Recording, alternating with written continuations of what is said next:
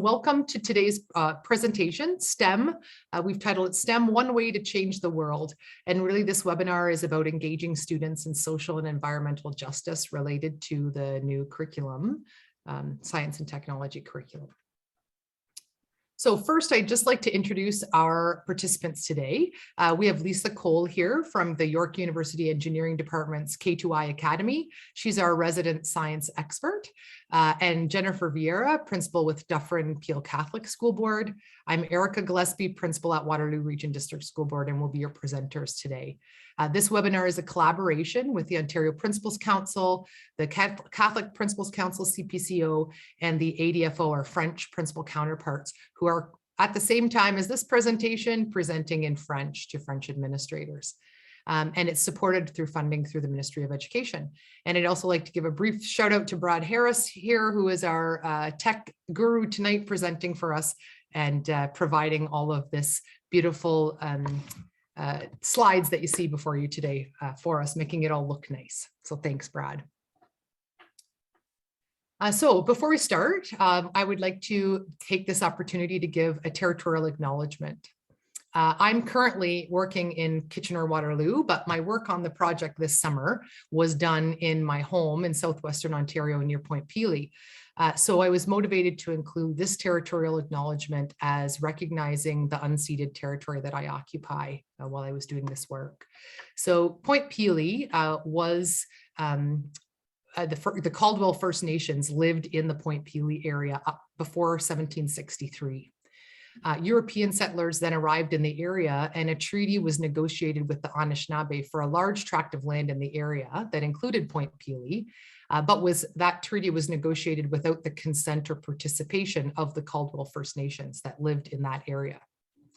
During the War of 1812, the Caldwell First Nations participated in the war with as allies to the British, and they were promised formal title to their land in Point Pelee after the war. But as was often the case, the promise was not granted, and they were displaced from their land through colonization of that area. If you know anything about Point Pelee, you know it became a pretty popular destination, tourist destination at that time, and then was made a national park in 1918, and the RCMP forcibly displaced Caldwell First Nations from the land at that time. So up until 2020, November 2020, Caldwell First Nations was the only federally recognized band in Southern Ontario that did not have a reserve of its own. We can celebrate the fact that as of November 2020, they were able to begin the first part of their urban land reserve in Leamington after a 230-year fight for reconciliation. So I offer this territorial acknowledgement as an act of truth-telling and reconciliation with the Indigenous people of Canada. The next slide it goes over our agenda for tonight. So these are the topics that we're looking to cover. What's new in the curriculum so that you're aware of what teachers need to know. Why have we instituted this change? And Lisa has some really good information for us to motivate us to really engage in this work. What skills might teachers need that we would want to support? And then at the end, Jennifer's going to talk about how we as leaders could engage in this work in supporting our teaching.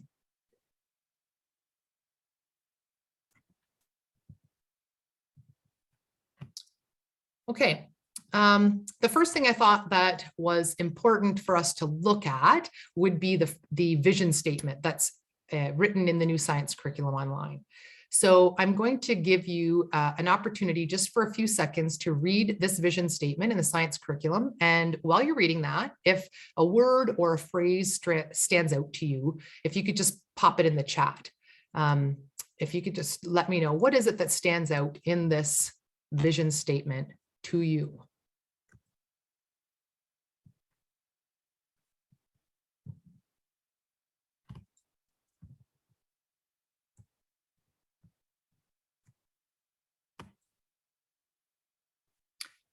Thanks, Linda. I see that Linda posted changing world. We see modernize, transferable skills. Absolutely.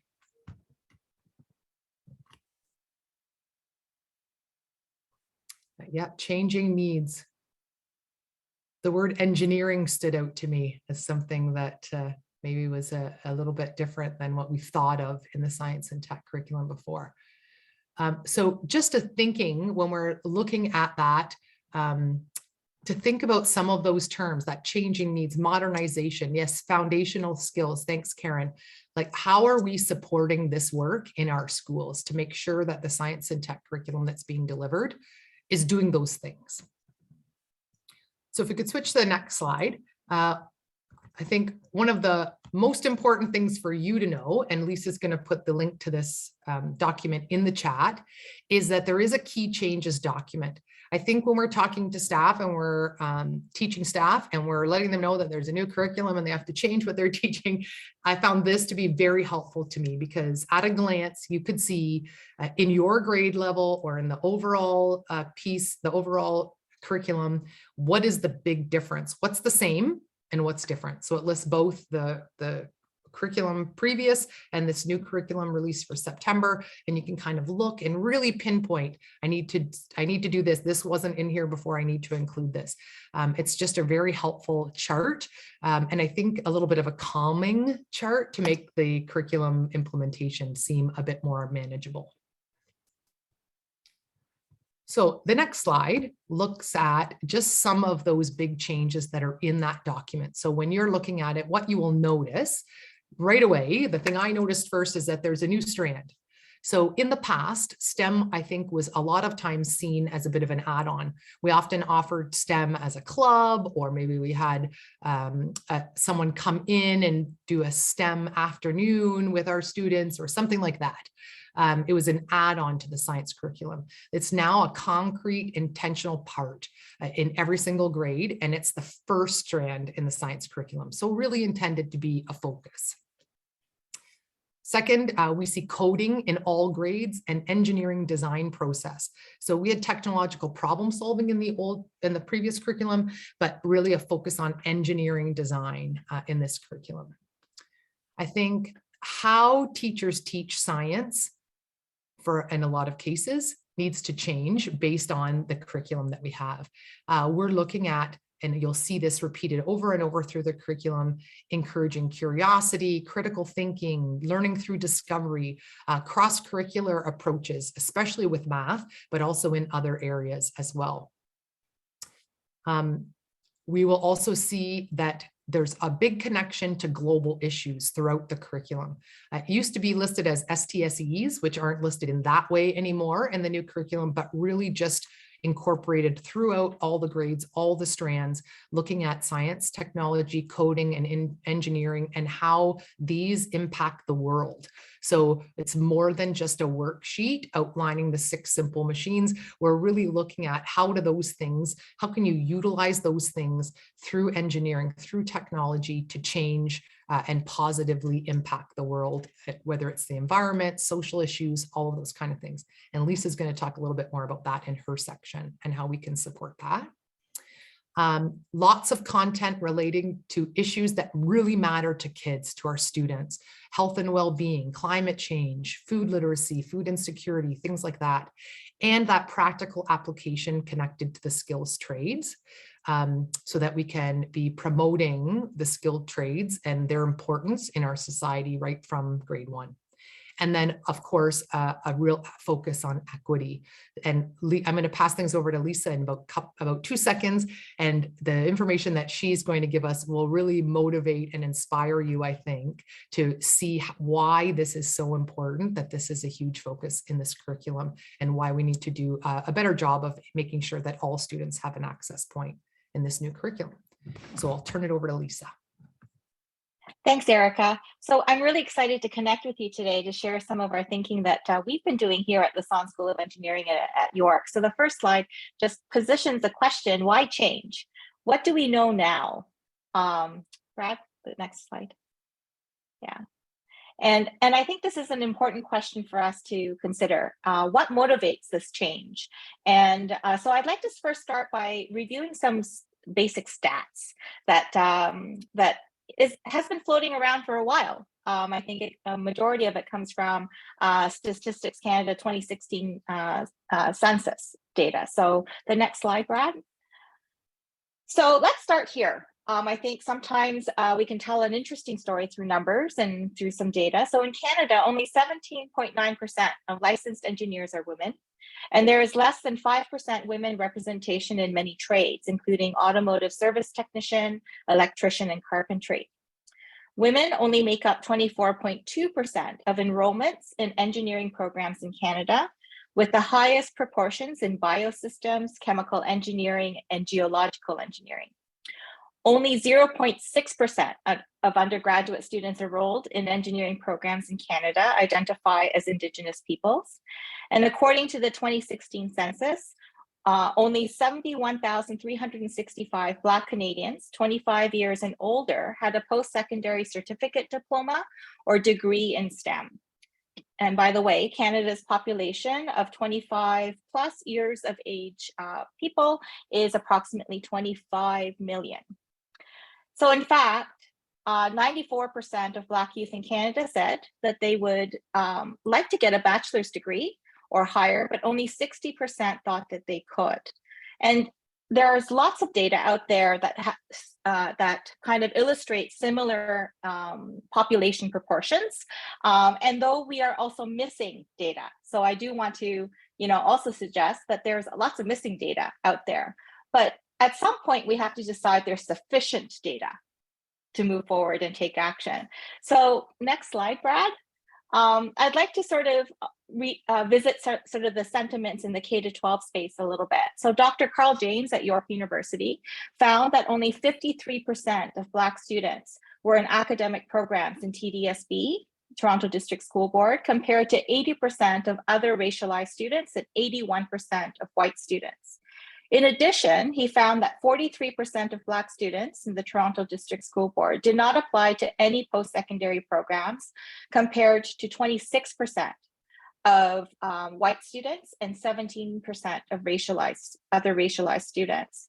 So oftentimes, when we look at STEM pathways, the loss of students along the educational journey is sometimes referred to as the leaky pipeline. So the illustration that you see here focuses on women in engineering and references physics as a key prerequisite course for undergraduate pathways into engineering traditionally. I just want to talk about this metaphor for a moment because it is a little bit problematic, as our students are not actually passively leaking out of this pipeline, this pathway, but rather I would suggest that we filter and pump out certain students from being able to pursue these STEM pathways. So I'd like to suggest that we reframe this model. We may talk about pathways. However, at times, I sometimes wonder who is constructing these pathways and for whom? What are these pipelines made of? Were they created to intentionally leak and break apart? How many different pipelines are we going to reconnect back into the system before we say it's enough?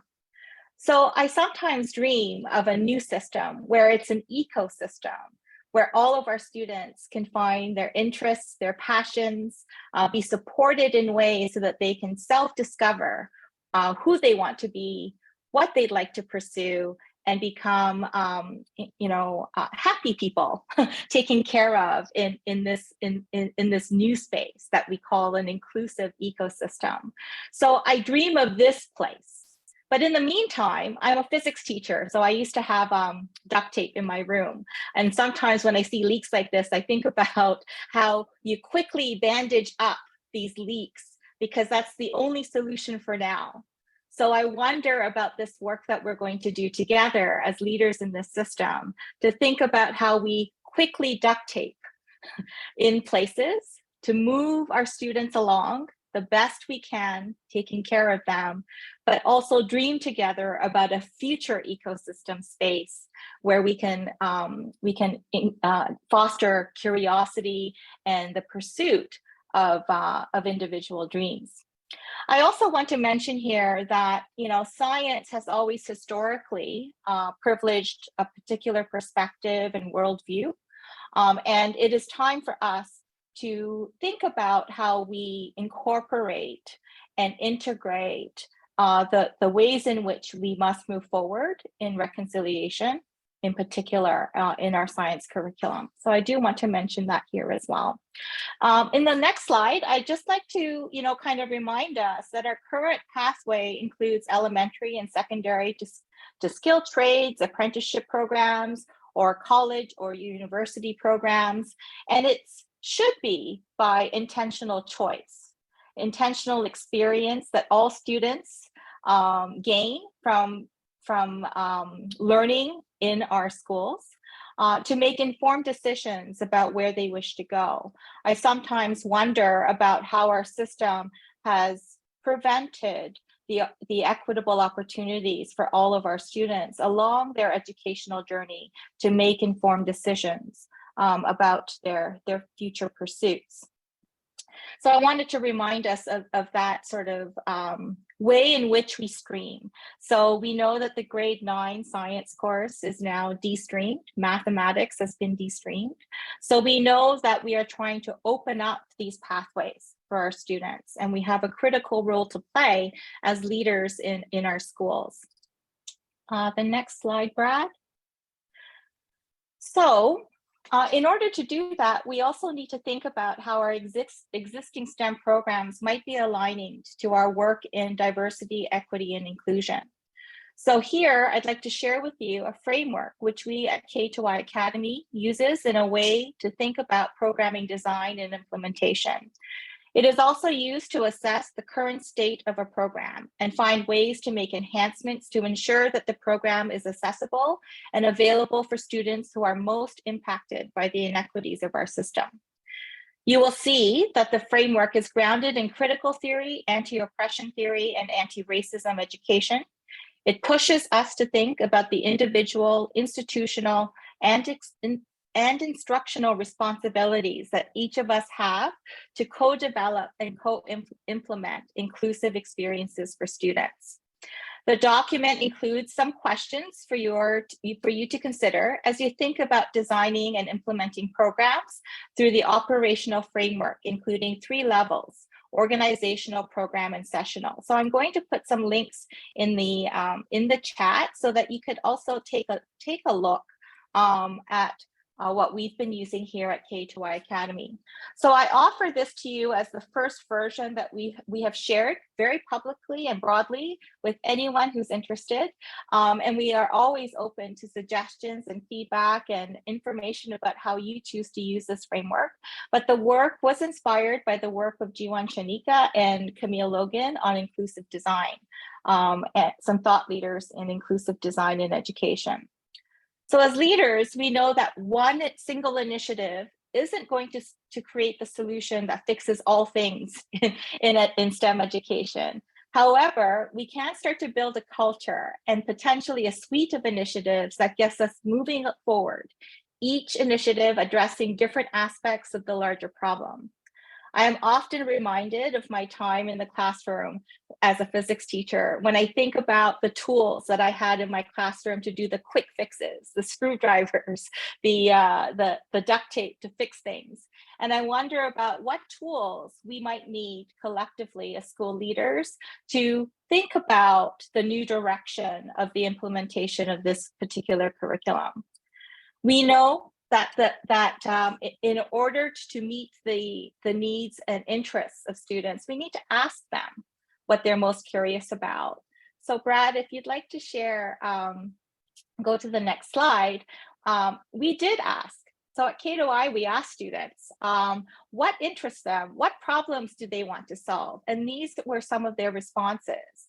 And as you will see, they are very much related to real world problems. They are connected to environmental and social justice topics. So as educators and as educational leaders, how might these problems use science and technology and STEM to develop solutions?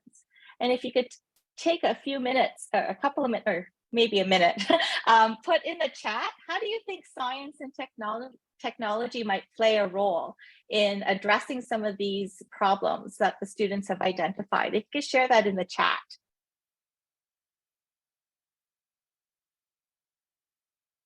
Like, I'm curious, how would we use science and technology to address racism? pollution, poverty, climate change, global warming. Promotes a stance of inquiry, absolutely. If you look at the STEM process or the scientific investigation process, engineering design, absolutely.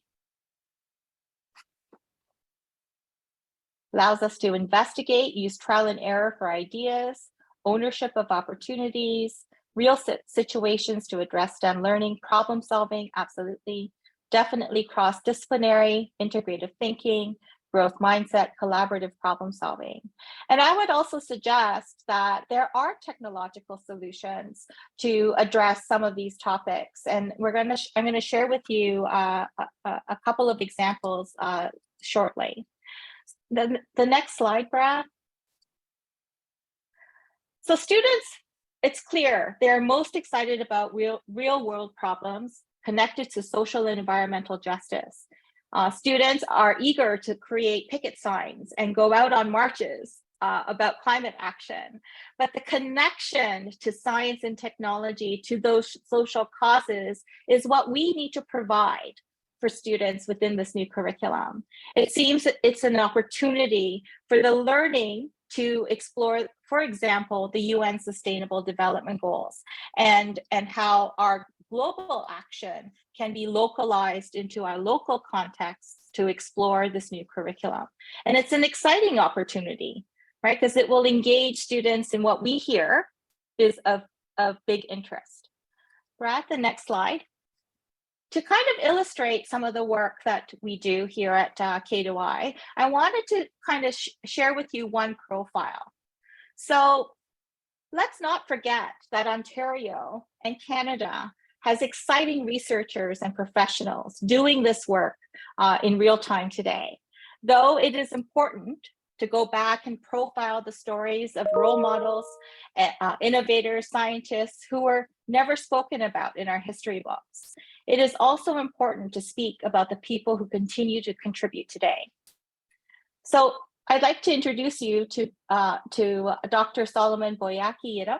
He is a faculty member here at Lassonde at York University. He is an assistant professor in our mechanical engineering. And when I say mechanical engineering, you're probably all thinking of, let me guess, airplanes, engines, cars, machines. But I'd like to suggest that his area of research involves investigating and designing new materials.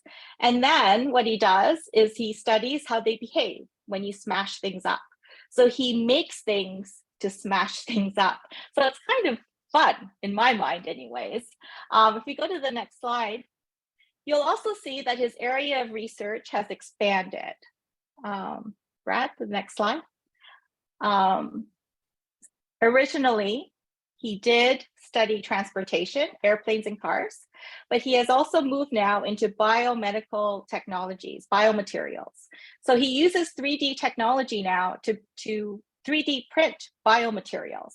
And the applications are now emerging into medical technologies and materials to better understand things like concussions and design new ways for medical implant technologies. What's interesting about Solomon is his undergraduate degree was in aerospace engineering, eventually did a PhD in mechanical engineering. He's a mechanical engineer, but he does biomedical engineering as sort of his side interests. And another interesting fact, he is on multiple episodes of the National Geographic Colossal Machines show. So I share his profile here just to illustrate that STEM is happening here in Ontario. If you ask your students to name or draw a scientist, engineer, computer scientist, or an electrician, who would they identify? Would they imagine themselves in these roles as possibilities? Why or why not? And I often wonder about this in my day-to-day work.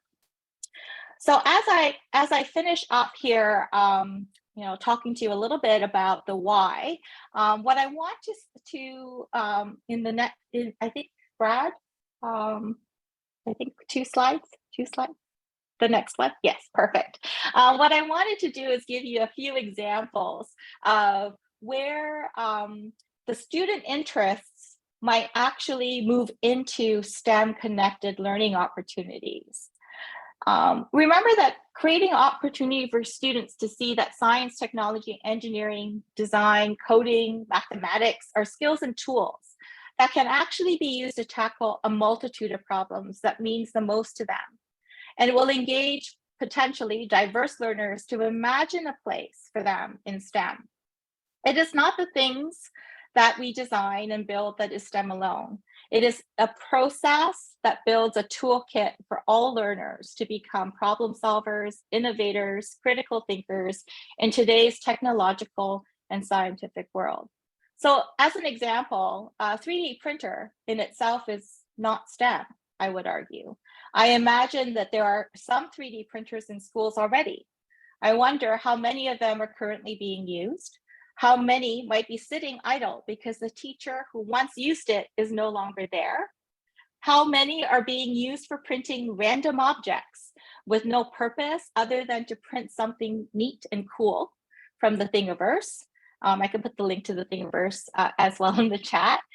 Instead of thinking about passively using these technologies, I often wonder about how these technologies could be used, like the 3D printer, to become creators of solutions to problems that are meaningful to them. Maybe the STEM we need is not about 3D printing more stuff, but maybe a discussion about plastic waste. Or maybe they are working on a problem and they realize that the component they need doesn't actually exist and a custom design is necessary. Why is a 3D printer needed? What is its purpose in the process of problem solving? And I think these are the conversations that are really critical in implementing this curriculum. One might say, I can't do STEM because I do not have a 3D printer. I suggest here that buying a 3D printer is actually the easiest part of the journey. It is defining its purpose, intentional instructional design of its use, and the learning outcomes that is often the hardest part. Imagine we release the STEM curriculum, every school goes out and buys a 3D printer, and every student from grades 1 to 9 now print things each year. That's a lot of plastic and additional electrical energy consumption. With what learning outcomes and what purpose? These are questions that I often think about. I don't mean to suggest that we don't go out and get the tools we need, such as 3D printers, because they are valuable tools in instruction and learning.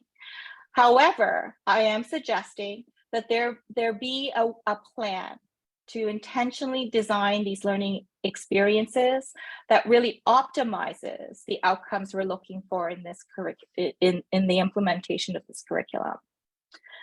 As I finish up my segment, the next slide, Brad, I'd just like to say here that post-secondary also needs to innovate and adapt and think critically about our STEM education programs as well, right? And we are. So I wanted to share this recent news that we've announced at Lassonde. We're launching the first university work integrated program. Students entering this 4-year undergraduate degree program in digital technologies are in paid jobs, competitive salary jobs for 80% of their degree, with only 20% in coursework.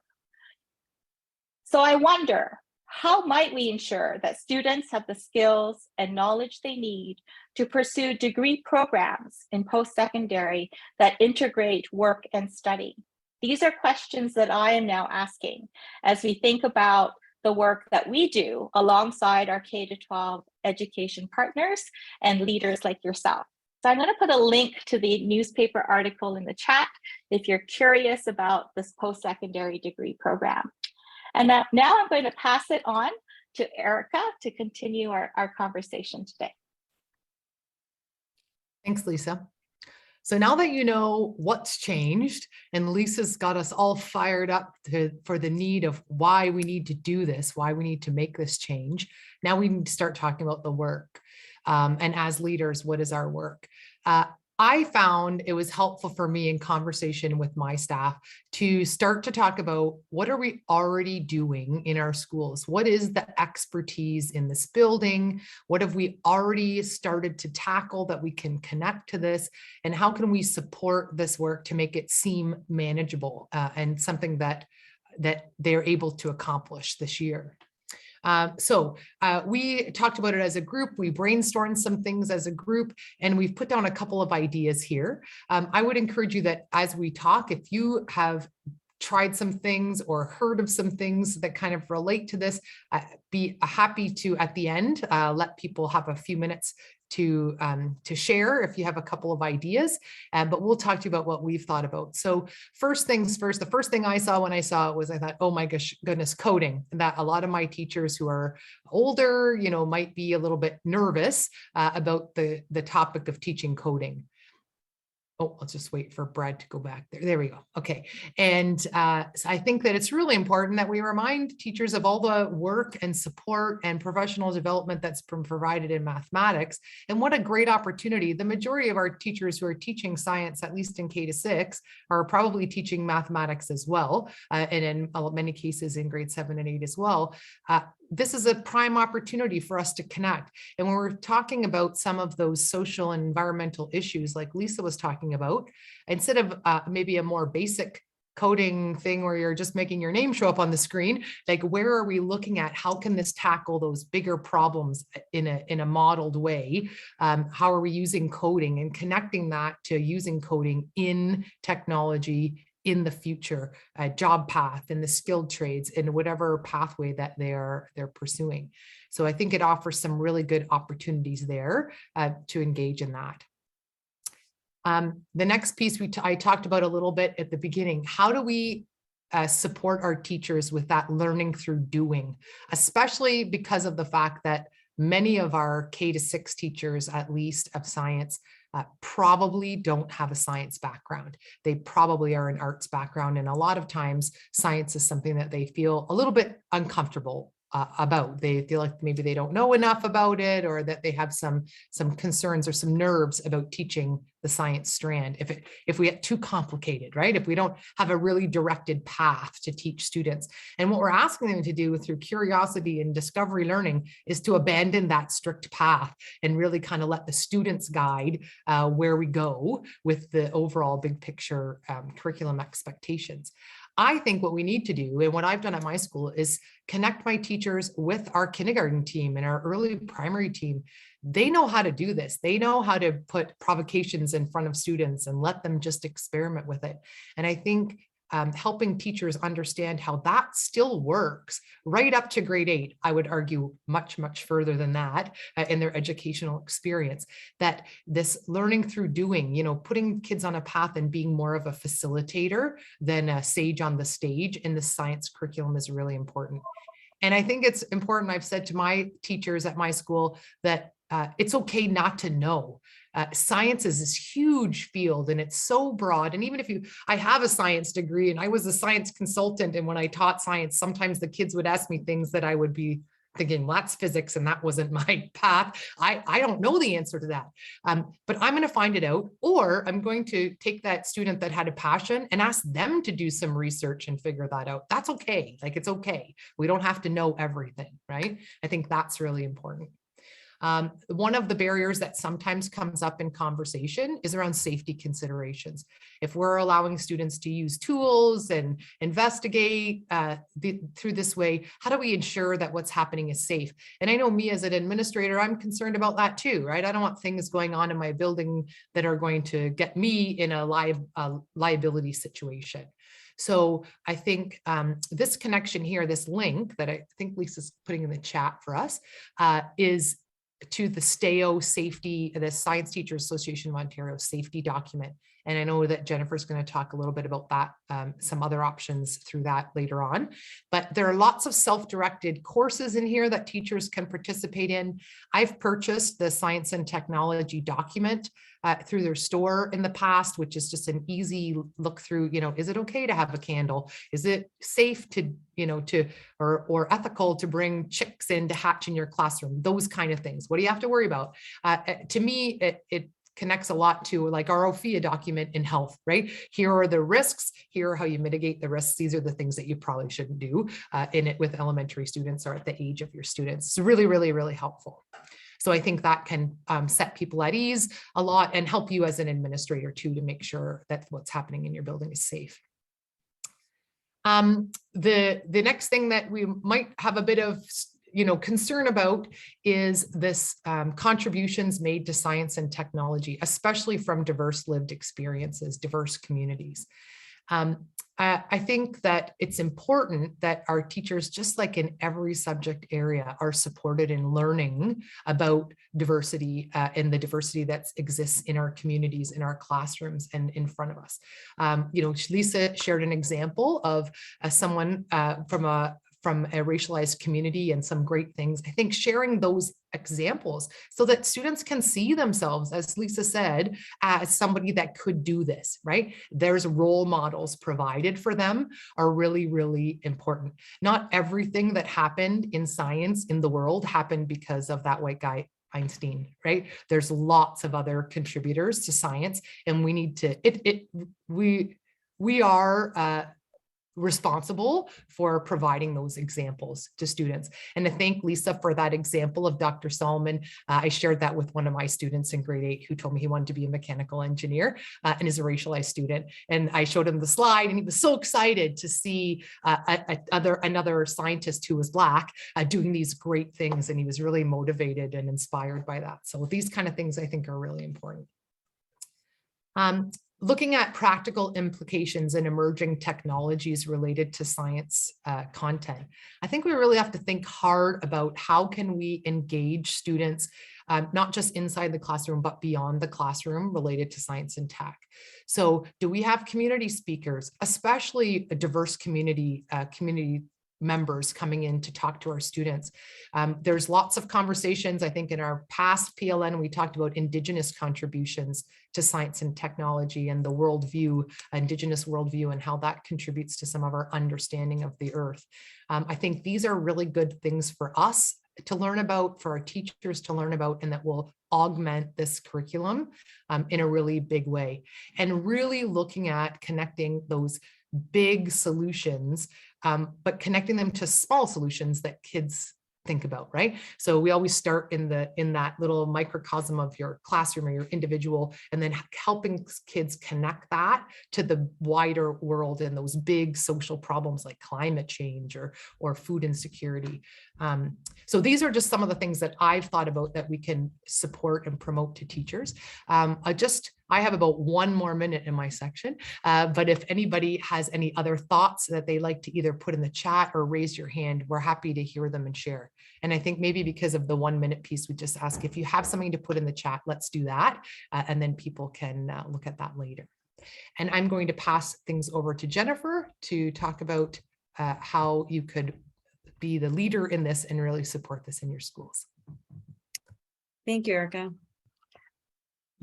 Next slide, Brad. All right, so we're going to talk a little bit about facilitating some of this professional work as leaders. So with a leadership lens, first thing we're going to think a bit about is how do we know where to start? So we're going to put some ideas out there for your consideration, and maybe feel free to jot down any ideas that resonate with you as you think of your own staff and your own school. So the first thing we're going to think about in beginning this work is who are the teachers in front of us and where are they right now? So the approach to professional learning is going to look very different in your school. If you are in a new school, for example, just starting to build relationships and getting to know about the strengths and needs of your teachers as compared to a school that has been with a principal or vice principal for a number of years and already well engaged in the work. So thinking about where your teachers are and how are you gathering information to determine where they are in terms of their thinking with science. Are you putting out a Google form to your teachers to gather some information, perhaps collecting information through some surveys, or maybe an exit ticket through a staff meeting, or it could be just some informal conversations with staff in the hallways. So thinking about how I'm going to gather some information so I know where my starting point might be. The other thing we would also think about is the learning stance of your teachers. So we recognize that we've just been immersed in 2 years plus of an ongoing pandemic. Are you working with teachers who have not been engaged in any professional learning for the last couple of years as a result? Or are you working with teachers who are really excited to be emerging out of this and who are already beginning the work and digging into it? So again, the types of teachers and the places where they are is going to impact your starting point as a leader in terms of PD. The other piece we want to think about is thinking about what does science look like in our classrooms right now? So what is our baseline? What are they starting with? That's going to obviously involve some classroom visits. Are we engaged in a lot of paper pencil tasks, for example, or are you seeing the hands-on learning already beginning to emerge in the classrooms as the predominant piece when you see science? So just a little piece that could be helpful for leaders is I do collect timetables, for example, from teachers so that I can be intentional and strategic in terms of when I do my visits. If I'm specifically looking to see, how are we doing in the area of science?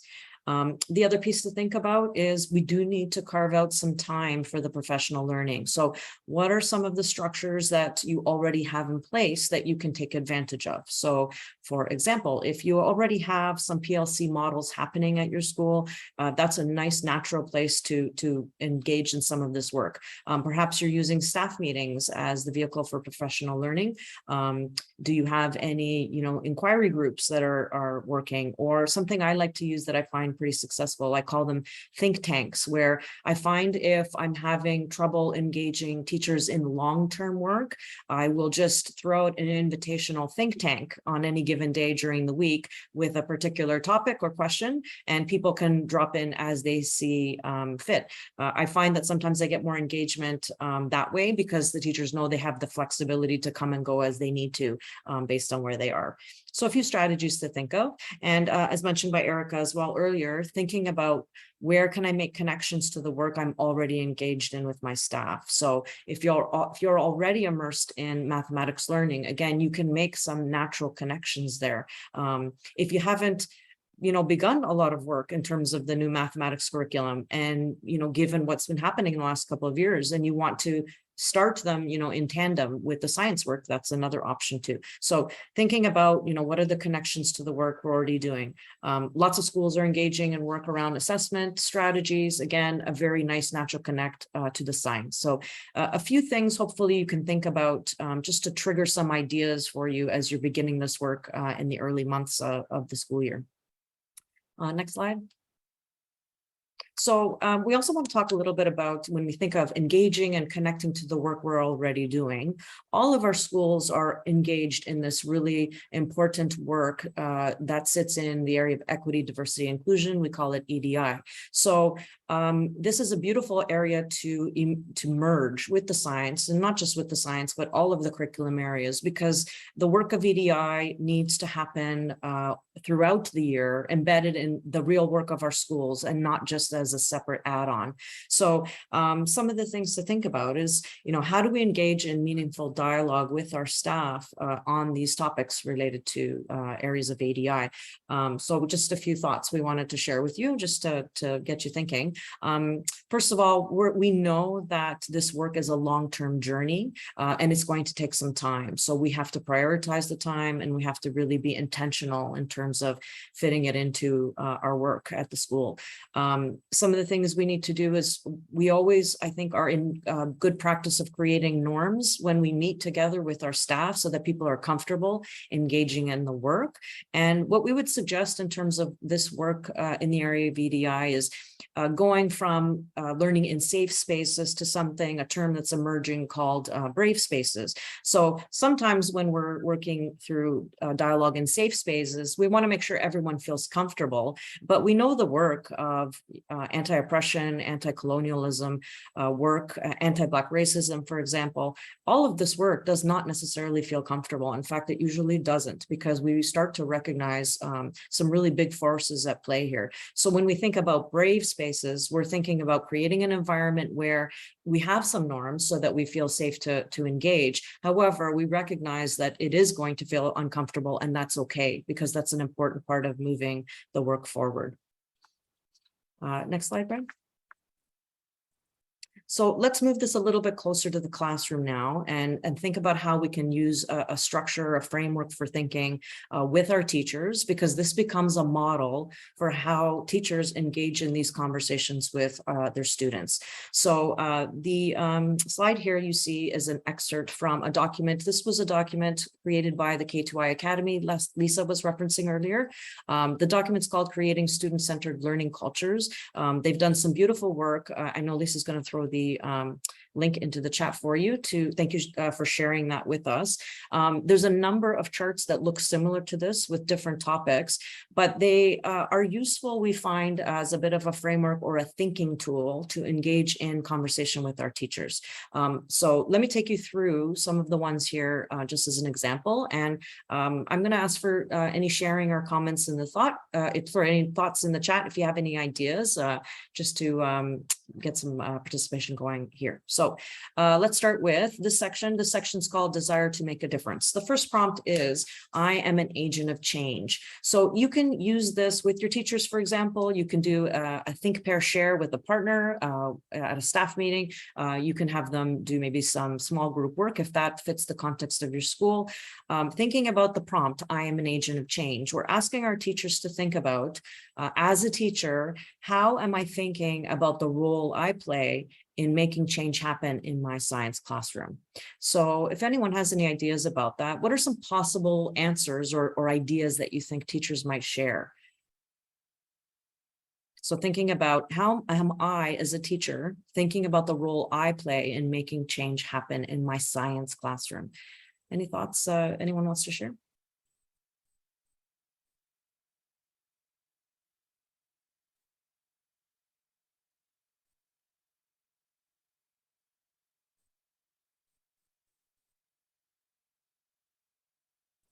How they are using experiential learning. Very good. Experiential learning also is strongly connected to getting to know your students, right? Getting to know your students, you understand what experiences they come with, and then you can help connect to some of those experiential learning experiences to extend their learning. So that's a great one. Let's go to the next one as an example, another example. Prompt number 2 here is, I identify barriers that students and families face in my learning space. So as a teacher, how am I actively identifying the barriers that some of my students and families might face? What do you think teachers might think about in terms of actively identifying some of those barriers?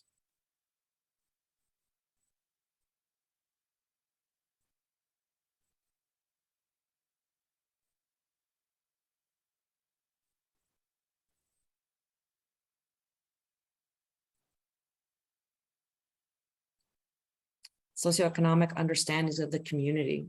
Great. Special education of MLL needs and understood and supported, right? So think about, for example, another one, use of scientific language, another great one. So if you are able to identify barriers through, for example, a student's individualized education plan, you can start to remove those barriers in terms of the tasks you are planning for example. Access to materials is another one. Thanks, Karen. And access to resources that reflect the school community, right? All really good examples. So you can see the discussion that can evolve out of this work with your teachers. The third prompt there is, I actively work to dismantle barriers for students and families. Similar one, not in your learning space though, but barriers perhaps for your students and families at home. Any ideas in terms of what that might look like that we would actually start to have to think about as a teacher?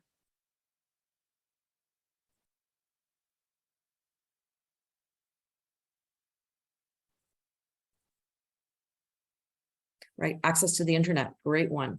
So if I'm using, for example, some coding software with my class, I found a great site or a great access to software and my kids are using it, but if not all my kids have access to that at home, or they don't all have access to a computer at home in order to access it, there's the potential barriers that I can work towards figuring out how to dismantle that piece. Lawrence, providing access to equipment and technology, exactly. First language learners, right? How are those kids engaging? What supports can we access? Do we have resource teachers we can connect to help us remove some of those barriers, or even barriers at home? I know at my school, I have a teacher, kindergarten teacher, who teaches French, but is in communication with one of our grade 5 students' families, because she's acting as an interpreter on behalf of that teacher who doesn't speak French herself. So what are ways we can actively look for these things? And the last prompt there is, I create a classroom culture that benefits all students. So what do you think teachers might think of in terms of that piece? So how are they building that collaborative culture that's needed to benefit all students?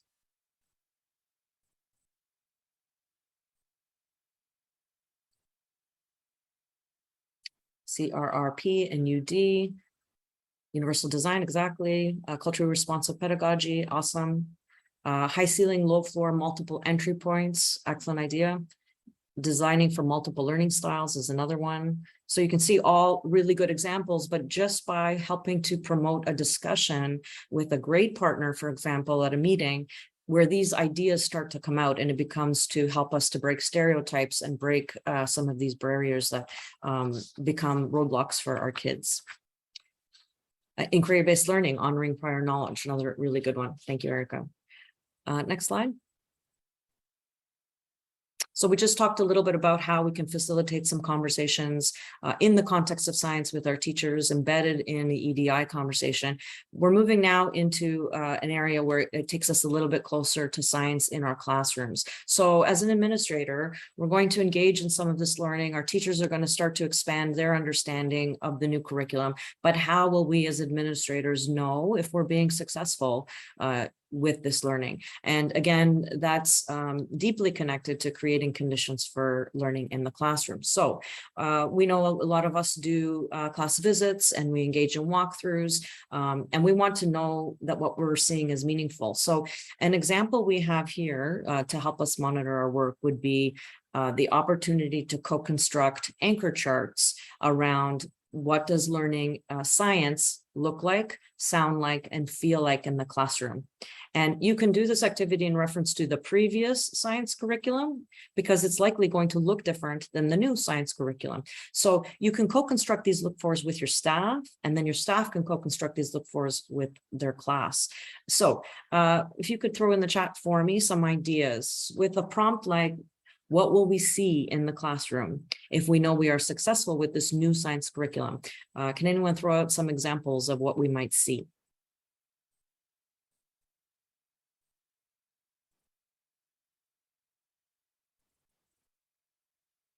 Movement and doing, exactly. It's gonna look very different than sitting at a desk, right, with a paper pencil. Any other ideas?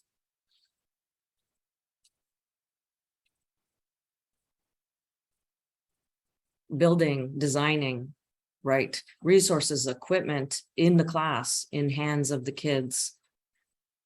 Collaborating, for example, you're probably going to see kids that are interacting with each other as opposed to working solo. How about the idea of retrying and redoing? So for example, if something is not working well, that kids are feeling comfortable, just restart again. And let's move to the second. Oh, students outside. That's a great one. Thank you, Sandy, for that idea. That's a really good one. So what does it sound like? You're an administrator, you're immersed in the science classroom that you've gone to a visit for. What are you going to hear that's going to tell you that we are being successful with this new science curriculum? Lots of questions. Excellent. And who is doing the questions? Is it the teacher who's asking questions, or is it the kids that are asking the questions? Everyone, right. Student to student probing and reflecting. Awesome. Including the P, yes, including the principal. That's the best thing in the world, when you can get in there and just start engaging with the kids, and it's natural for the kids because they become very comfortable with you visiting the class. Great. Sounds like perhaps sometimes silence when there's some pausing for thinking, because there should be some thinking happening, right? The answer shouldn't always be quick to come out if we're asking the right questions. And yes, Luciana added showing yourself as a vulnerable learning leader. Right. And the last one is the feels like. So I always like to include the feels like component because I find we get a richer discussion of what the classroom is when it's at its best. So science, what should it feel like? Especially when we think about the why. We just spent quite a bit of time thinking about why this change in science is so important. What do you think it might or should feel like in the classroom if we're successful?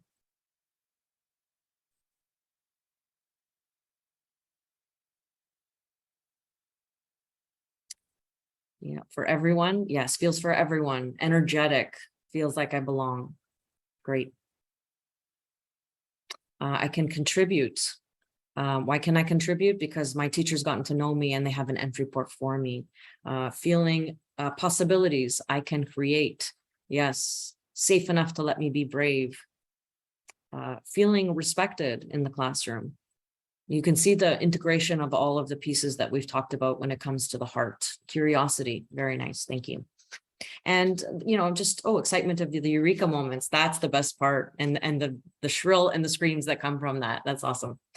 And just wanted to throw another idea out there too, in terms of, like, we've spent some time talking about classroom visits, but love the idea of taking it outside so you can extend that science, lots of opportunity there. And also, to go beyond the anchor charts, because the anchor charts can have its limits, but thinking about the greater impact on the school. So could it be, for example, that if we're doing a great job with STEM in our class, that we're going to see more interest from our students in extracurricular STEM clubs like coding or robotics? That's another way to monitor our work to see if what we're doing is making a difference. Next slide, Fred. So just to kind of consolidate this section here as we approach the end of our session, we've talked about, what this work might look like and sound like with teachers, how to bring it into the classroom so that we stay close to the classroom and connected to our kids. But we know that as leaders, we are always doing things behind the scenes in order to make this work come alive in our schools. So we have a few suggestions for you. And if you have any other ideas, feel free to throw them in the chat. Consider buying a STAO membership for your school. This is the Science Teachers Association of Ontario. The cost is $50. The link is in the chat. I just did this for my school. It's really inexpensive. I had one teacher create the school account for us, share the login credentials with all of our staff, and they all have access to incredible resources and ideas that are on that site. So highly recommend it. Also, behind the scenes, we're always looking for community engagement events, speakers, look for opportunities to connect to the science, the experiential learning, all of those items and key pieces that Lisa shared in her component. We're also, always looking for workshops. We like hands-on workshops for our kids. So think about bringing in some coding workshops. So there's lots of ways we can augment some of the science work and taking advantage of connections to the outside community. Just sharing some of the slides from this slide deck today, which you will receive, is also another way to start to do some of the behind the scenes work needed to move this learning forward. And at this time, I'm going to pass it over to Lisa, who's going to continue to share a few resources for you. Yeah, so the next slide actually has a link, which I'm going to also put in the chat here for you. And it does have a whole slew of information in the Google Doc that we're sharing. We've created it as a Google Doc so that we can continue to add to it as things pop up.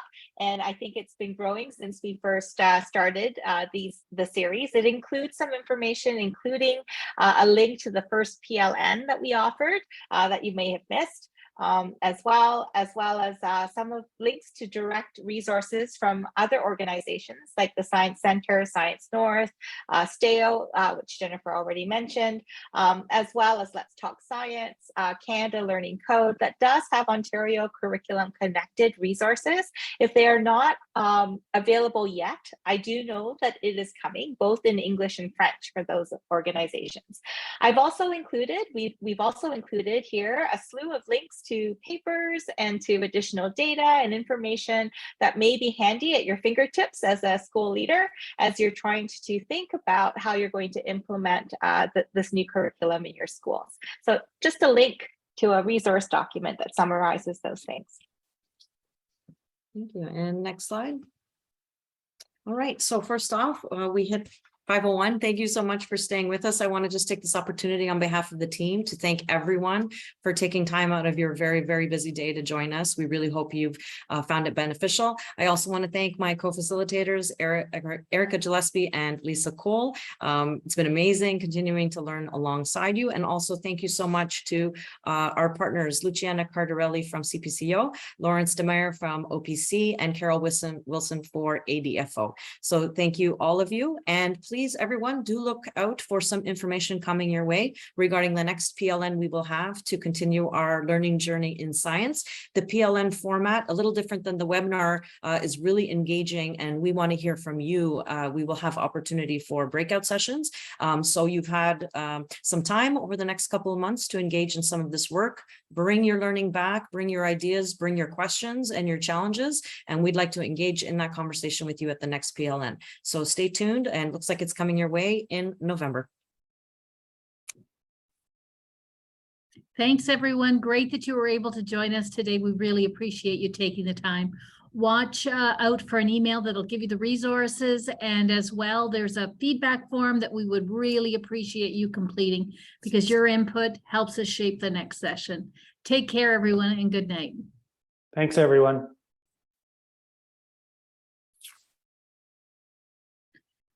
To our team, if we can stay on for a second, that would be terrific. Yep. Brad, I don't know if you're able to move participants out or not.